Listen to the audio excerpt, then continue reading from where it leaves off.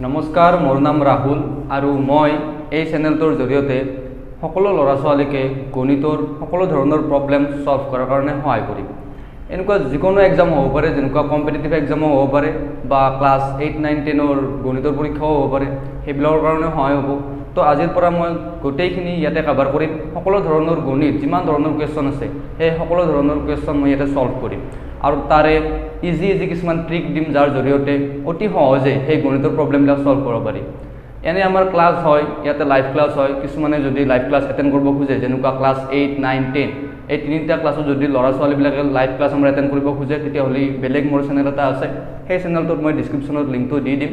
তো তাতে যাই কিনে চাব পাৰিব। আৰু এইটো চেনেলত অনলি কম্পিটিটিভ এক্সামৰ কাৰণে যিবিলাক কুৱেশ্যন দৰকাৰী সেই কুৱেশ্যনবিলাক আমি ইয়াতে আলোচনা কৰিম। তো আজি প্ৰথম ক্লাছ হিচাপে কিছুমান সংখ্যাৰ বিষয়ে আমি ভালকৈ জানি লোৱাটো ভাল। তো প্ৰথমতে নাম্বাৰ ছিষ্টেমৰ ওপৰত মই কিছুমান নম্বৰ আপোনালোকো জনাম। ফাৰ্ষ্টতে নাম্বাৰ কেই ধৰণৰ থাকে? নাম্বাৰ বহুত ধৰণৰ থাকিব পাৰে। যেনেকৈ ইয়াতে মই 6টা নম্বৰ লিখিছোঁ, তো 6টা নম্বৰৰ ফাৰ্ষ্টটো হ'ল স্বাভাৱিক সংখ্যা। স্বাভাৱিক সংখ্যা কি বস্তু? নেক্সট নাম্বাৰ 2 পূৰ্ণ সংখ্যা, নাম্বাৰ 3 আছে অখণ্ড সংখ্যা, নাম্বাৰ 4ত পৰিমেয় সংখ্যা, নাম্বাৰ 5 অপৰিমেয় সংখ্যা আৰু নাম্বাৰ 6 বাস্তৱ সংখ্যা। তো আজি এই নাম্বাৰকেইটাৰ বিষয়ে ভালকৈ জানিম কি বস্তু এইবিলাক। তো প্ৰথমতে জানিম স্বাভাৱিক সংখ্যাৰ বিষয়ে। স্বাভাৱিক সংখ্যা কি বুলি কয় ইংলিছত? Natural number. নেচাৰেল নাম্বাৰ কেনেকুৱা? যিবিলাক আমি ধৰ কিছুমান বস্তু আছে সেই বস্তুবিলাক হিচাপ কৰিব লাগে, তেতিয়া আমি স্বাভাৱিক সংখ্যাৰ সহায় লওঁ। যেনেকৈ হিচাপ কৰোঁ সেই নাম্বাৰবিলাক, যিবিলাক নাম্বাৰেৰে আমি যোগ কৰোঁ, যে হিচাপ কৰোঁ কেইটা বস্তু আছে তাতে, সেই নম্বৰবিলাককে স্বাভাৱিক সংখ্যা বুলি কয়, নেচাৰেল নাম্বাৰ বুলি কয়। যেনেকুৱা আমি হিচাপ কৰিবলৈ কি ইউজ কৰিম? 1 ইউজ কৰিম, 2, 1, 2, 3, 4, 5, 6 এনেকৈ যাই থাকিব। এইবিলাক নাম্বাৰটো আমি ইউজ কৰোঁ। মাইনাছৰ নাম্বাৰ আমি ইউজ নকৰোঁ কিবা বস্তু হিচাপ কৰাৰ ক্ষেত্ৰত।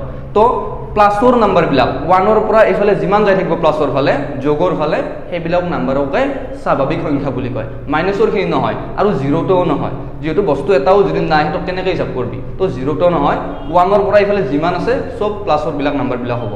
এইখিনি হ'ল স্বাভাৱিক সংখ্যা। এইখিনি বেলেগ একো নাই। স্বাভাৱিক সংখ্যা, নেচাৰেল নাম্বাৰ। এক্সাম্পলখিনি মই দি দিছোঁ, ডেফিনেশ্যনটো মই কৈয়ে দিলোঁ।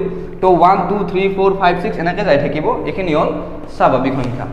নাম্বাৰ 2 পূৰ্ণ সংখ্যা। পূৰ্ণ সংখ্যা কি বস্তু? Whole numbers. হোল নাম্বাৰছ বেলেগ একো নাই। স্বাভাৱিক সংখ্যা যিখিনি আছিল সেইখিনিকে হোল নাম্বাৰ বুলিও কয়। জাষ্ট ইয়াতে এটা নম্বৰ এড হৈ যায়, সেই নম্বৰটো হ'ল 0। তাৰমানে স্বাভাৱিক সংখ্যাত 1ৰ পৰা আছিল প্লাছৰবিলাক, সেই নাম্বাৰবিলাকৰ লগত এটা নতুনকৈ এটা লগ লাগি দি 0, এইখিনি নম্বৰক কি বুলি কয়? পূৰ্ণ সংখ্যা বুলি কয়। তো এইখিনি হৈ গ'ল। নাম্বাৰ 1টো হ'ল স্বাভাৱিক সংখ্যা, নাম্বাৰ 2টো হ'ল পূৰ্ণ সংখ্যা। নেক্সট আহিম আমি নাম্বাৰ 3। নাম্বাৰ 3 অখণ্ড সংখ্যা, ইণ্টেজাৰ্ছ। অখণ্ড সংখ্যা চবতে ইউজ হয়। মাইনাছৰো হ'ব পাৰে, প্লাছৰো হ'ব পাৰে আৰু 0টোও হ'ব পাৰে। গোটেইবিলাক নাম্বাৰ যিমান নাম্বাৰ আছে প্লাছৰ, মাইনাছৰ বা 0। তো মাইনাছৰ নাম্বাৰবিলাকো হয়, -4, -3, -2, -1, 0টোও হ'ব আৰু প্লাছৰবিলাকো হ'ব 1, 2, 3, 4, 5 এইখিনি। অখণ্ড সংখ্যা মানে চব নাম্বাৰ, মাইনাছৰো হ'ব পাৰে, 0ও হ'ব পাৰে আৰু প্লাছৰ নাম্বাৰবিলাকো হ'ব পাৰে। এই গোটেইবিলাক নাম্বাৰক অখণ্ড সংখ্যা বুলি কয় একেলগে। ঠিক আছে, তিনিটা বস্তু জানিলোঁ আমি। Next number 4।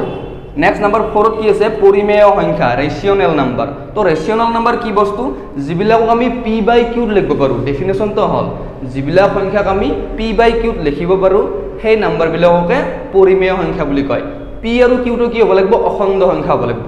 মানে অখণ্ড সংখ্যা মানে কি? মাইনাছৰো হ'ব পাৰে, 0ও হ'ব পাৰে আৰু প্লাছৰো হ'ব পাৰে। তো p/q যিবিলাক নাম্বাৰ আমি লিখিব পাৰোঁ, মানে ভগ্নাংশত যিবিলাক আমি নাম্বাৰ লিখিব পাৰোঁ, সেই নাম্বাৰবিলাককে পৰিমেয় সংখ্যা বুলি কয়। জাষ্ট ইয়াতে এটা কণ্ডিশ্যন আছে, তলৰটো qটো 0 হ'ব নোৱাৰে। মানে p/q লিখিমতো ভগ্নাংশটো, তলৰটো 0 হ'ব নালাগিব। ওপৰটো 0 হ'লেও কোনো কথা নাই, তলৰটো 0 হ'ব নালাগিব।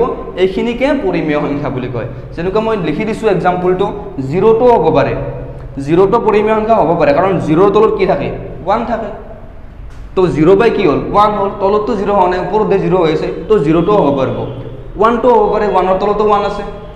2টো হ'ব পাৰে বা 1/2 এনেকুৱা ফ্ৰেকশ্যনো হ'ব পাৰে, ভগ্নাংশও হ'ব পাৰে। যিহেতু p/qতে লিখিব লাগে মই, তো ঠিকে আছে। 3/2টো হ'ব পাৰে আৰু মাইনাছৰো হ'ব পাৰে, -5/4ও হ'ব পাৰে।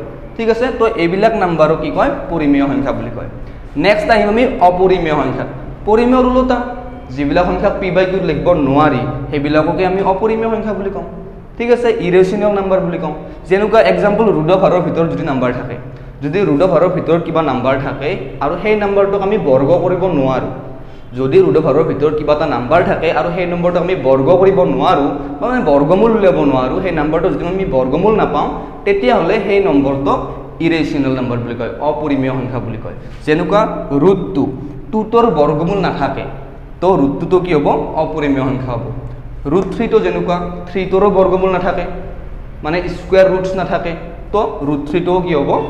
অপৰিমেয় সংখ্যা। ঠিক তেনেকৈ √10 অপৰিমেয় সংখ্যা।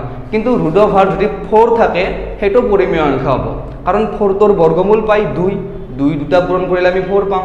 তো √4 আমাৰ পৰিমেয় সংখ্যা হৈ যাব, কাৰণ সেইটো √4 কাটা যাব। 2 স্কুৱেৰ কৰি দিলে √4 কেনচেল হৈ কিনে 2 থাকিব, তো 2টোৰ কি আছিল?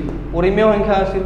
তো অপৰিমেয় সংখ্যা হ'ল যিবিলাকক আমি √4 ভিতৰত থাকে আৰু সেইটোৰ আমি বৰ্গমূল নাপাওঁ, সেইটোক কয় অপৰিমেয় সংখ্যা। লাষ্টটো আহিল বাস্তৱ সংখ্যা। বাস্তৱ সংখ্যা কি বস্তু?